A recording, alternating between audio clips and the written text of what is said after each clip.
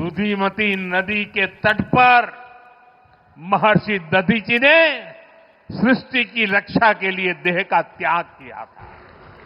ये वो धरती है जिसने क्रांतिवीर तात्या टोपे के संकट के समय सहायता की थी। मानगढ़ धाम यहां से ज्यादा दूर नहीं है। मानगढ़ धाम गोविंद गुरु की सैकड़ों आदिवासी सेनानियों के बलिदान का प्रतीक है। यानी ये क्षेत्र मां भारती की मानवता की रक्षा के लिए हमारे तप और त्याग को दर्शाता है।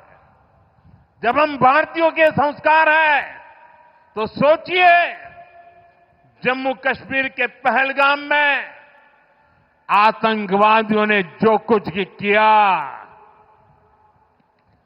क्या भारत चुप बैठ सकता है? क्या मोदी चुप बैठ सकता है? जब कोई हमारी बहनों के सिंदूर को मिटाएगा तो उसका भी मिटना तय हो जाता है।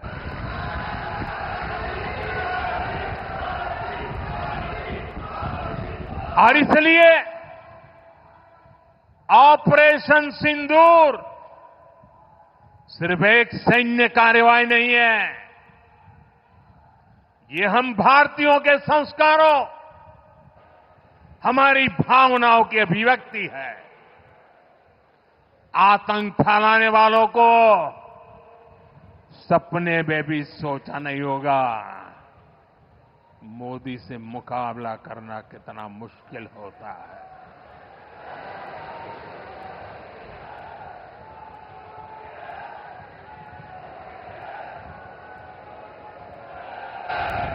तिरंगा लहराते रहिए, तिरंगे की आन बान शान का जरा सोचिए, बाल बच्चों के सामने पिता को गोली मार दी।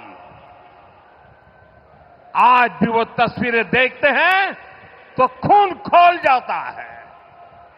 आतंकवादियों ने 140 करोड़ भारतीयों को चुनौती दी थी, इसलिए मोदी ने वही किया जिसके लिए देशवासियों ने, आपने मुझे प्रधान सेवक की जिम्मेदारी दी। मोदी ने अपनी तीनों सेनाओं को खुली छूट दी और हमारे शूरवीर ने वो कर दिखाया जो दुनिया ने पिछले कई दशकों से नहीं देखा था। हमने सीमा पार चल रहे आतंक के 9 सबसे बड़े आतंकी ठिकाने, उनको ढूंढ निकाला, अता पता पक्का कर लिया और 22 तारीख को उन्होंने जो खेल खेला था, 6 तारीख रात को 22 मिनट में हमने उनको मिट्टी में मिला दिया। भारत की इस कार्रवाई से बौखलाकर जब पाकिस्तानी सेना ने दुस्साहस दिखाया तो हमारी सेनाओं ने पाकिस्तानी फौज को भी धूल चटा दी।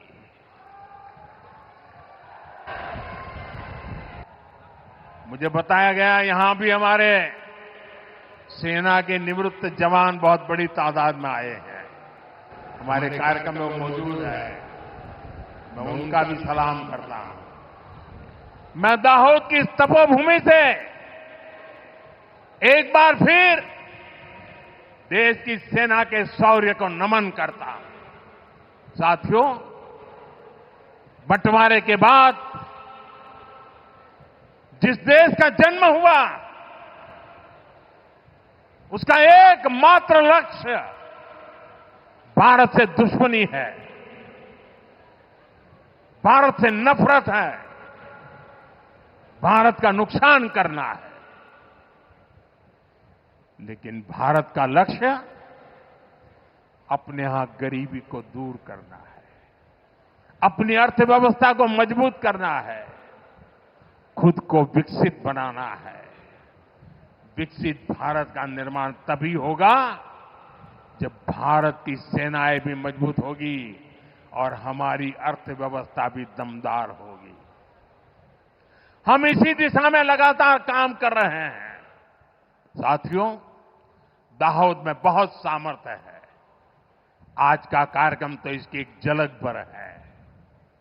मुझे आप सभी परिश्रमी साथियों पर पूरा भरोसा है, देशवासियों पर पूरा भरोसा है। आप इन नई सुविधाओं का भरपूर सदुपयोग करें और दाहोद को देश के सबसे विकसित जिलों में से एक बनाएं। इसी विश्वास के साथ एक बार फिर आप सभी को बहुत बहुत मैं बधाई देता हूं। ऑपरेशन सिंदूर के सम्मान में खड़े होकर के तिरंगा फहराइए, सबके सब खड़े होकर के तिरंगा फहराइए और मेरे साथ बोलिए, भारत माता की, भारत माता की, भारत माता की जय।